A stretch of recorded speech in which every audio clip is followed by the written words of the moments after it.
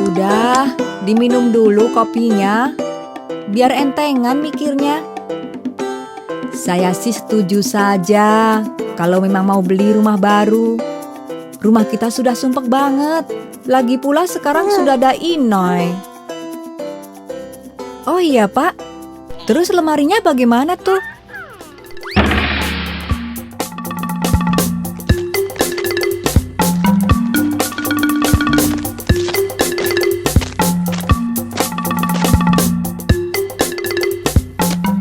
Kopi ya, Burung? Tapi Pak, kalau mau beli rumah susun itu dipikir-pikir lagi. Kan masih banyak rumah yang lain. Nanti kalau dapat lantai yang paling atas bagaimana? Ibu takut ketinggian, Pak. Bu, kalau mau ngebeli rumah yang kagak susun jauh. Mesti keluar kota, pinggiran. Nah, kalau kita nggak beli rusun kan bisa tetap hidup di kota. Mumpung di dekat kecamatan, sekarang lagi dibangun rumah susun. Iya sih. Kalau ibu lihat tayangan di TV-TV, kayaknya tinggal di rusun itu nyaman. Tapi ya terserah bapak sajalah. Saya ikut saja keputusan suami. Ini kopinya, Johan. Wah, Pak Rum mau beli rumah susun. Berita bagus nih buat orang-orang di kampung. Semua mesti tahu nih. Aduh panas!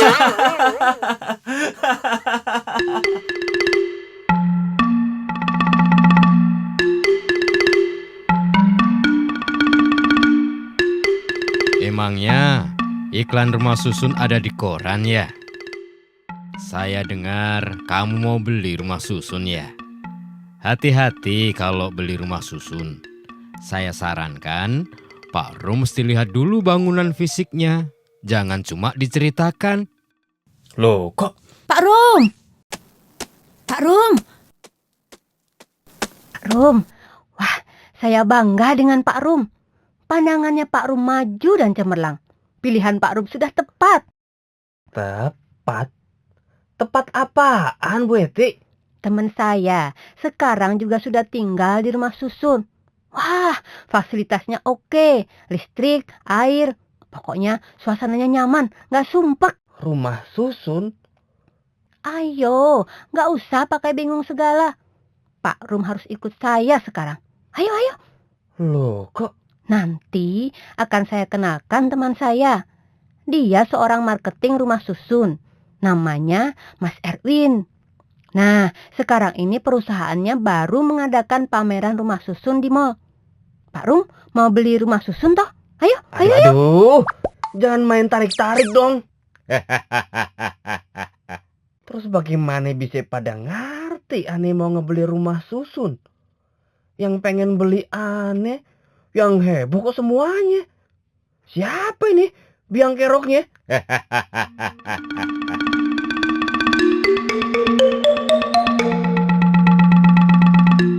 Nah, ini brosur rumah susun yang kami tawarkan. Pak Rum bisa lihat dan pelajari seperti apa bangunannya. Luas tanah, bahan-bahan, juga ruangan yang kami rencanakan. Nah, ini juga ada maketnya. Harga rusun ini relatif murah dan sangat terjangkau, Pak Rum. Baiknya Pak Rum segera saja booking tempat. Karena rumah susun ini banyak sekali peminatnya. Sekarang sudah hampir 75% terjual. Stop, ntar dulu. Jadi kalian ini ngejual rumah susun yang belum kelar ya? Bagaimana ceritanya? Wah, betul juga nih kata Pak Kumis. Mesti hati-hati nih. Mana harganya murah? Jangan-jangan ini tanah kagak berizin. Asal ngebangun aja. Bukannya untung, malah buntung.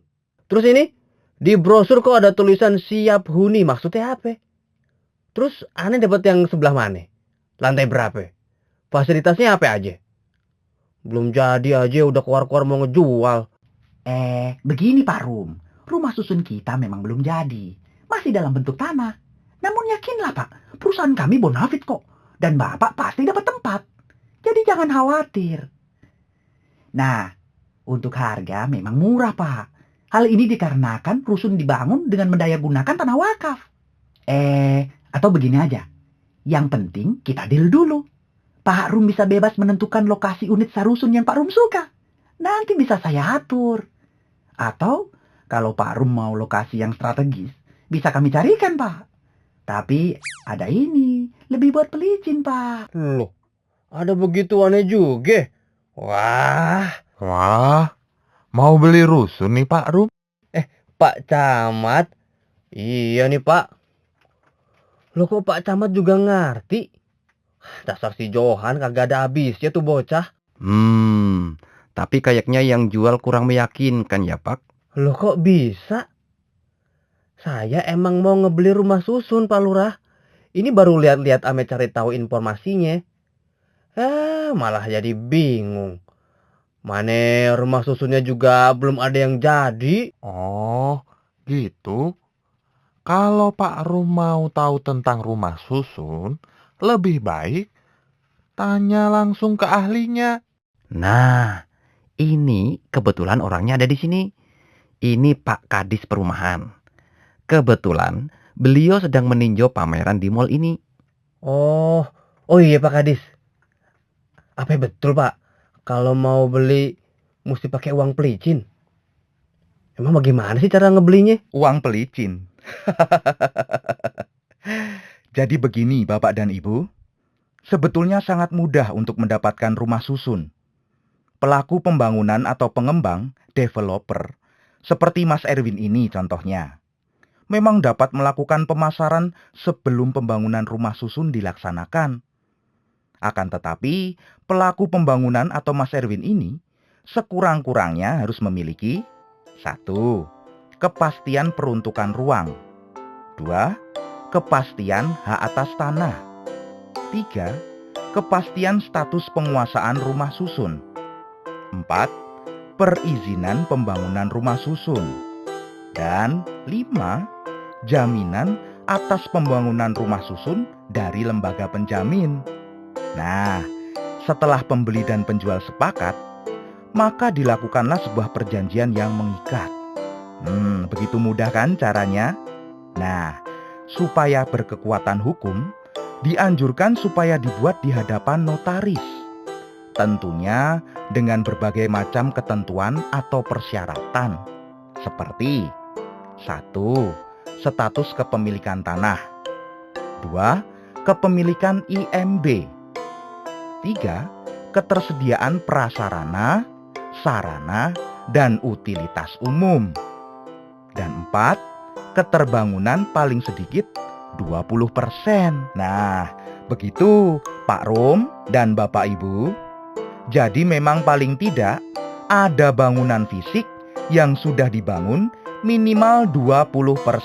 Saya sarankan Pak Erwin harus berhati-hati ketika menawarkan rumah susun kepada masyarakat agar tidak membingungkan. Pak Kadis, apa betul kalau ngebangunnya di atas tanah wakaf, harganya jadi murah? Betul Pak Rum. Oh, jadi rusun Pak Erwin dibangun dengan mendayagunakan tanah wakaf ya? Kalau begitu, bentuk sertifikatnya bukan SHM-SRS, tetapi SKBG. Hal ini dikarenakan pembeli tidak akan mempunyai kepemilikan atas tanahnya. Dan apabila tanah wakaf tadi akan dibangun rusun, maka dilakukan dengan cara menyewanya atau kerjasama pemanfaatan tanah dengan pengelola tanah wakaf yang disebut wakif. Dan nantinya tanahnya tidak ikut dijual, karena kan menyewa dari wakif tadi. Jadi tanah tetap milik wakif. Nah, pelaksanaan sewa menyewa ataupun kerjasama pemanfaatan tanah wakaf tadi dilakukan sesuai dengan ketentuan perundang-undangan. Dan kepemilikan sarusunya nanti dibuktikan dengan sertifikat yang dinamakan Sertifikat Kepemilikan Bangunan Gedung yang disingkat SKBG.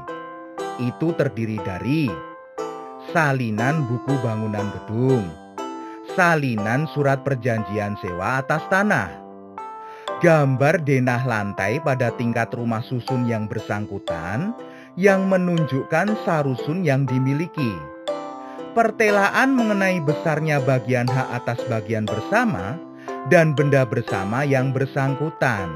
Selain itu, saya juga berpesan kepada pengembang, ya Mas Erwin, nanti tolong sampaikan juga kepada kawan-kawan pengembang yang lain, pengembang harus mengikuti aturan dan tidak ingkar janji. Karena kalau bangunan tidak sesuai dengan yang ditawarkan, bisa didenda atau pidana. Itu ada undang-undangnya loh. Bisa dipidana dengan pidana penjara paling lama 4 tahun atau denda paling banyak 4 miliar rupiah. Nah, bagaimana? Sudah paham kan? Iya Pak, saya minta maaf. Terima kasih juga untuk semua infonya. Sekarang saya jadi semakin jelas. Mari Pak Rum, saya siap bantu Bapak untuk mendapatkan rumah susun yang Bapak inginkan. Tapi nggak pakai uang pelicin toh? Dibangun dengan amat cermatnya, seharmoni alam sekitarnya. Di sana ku bina keluarga, generasi Indonesia.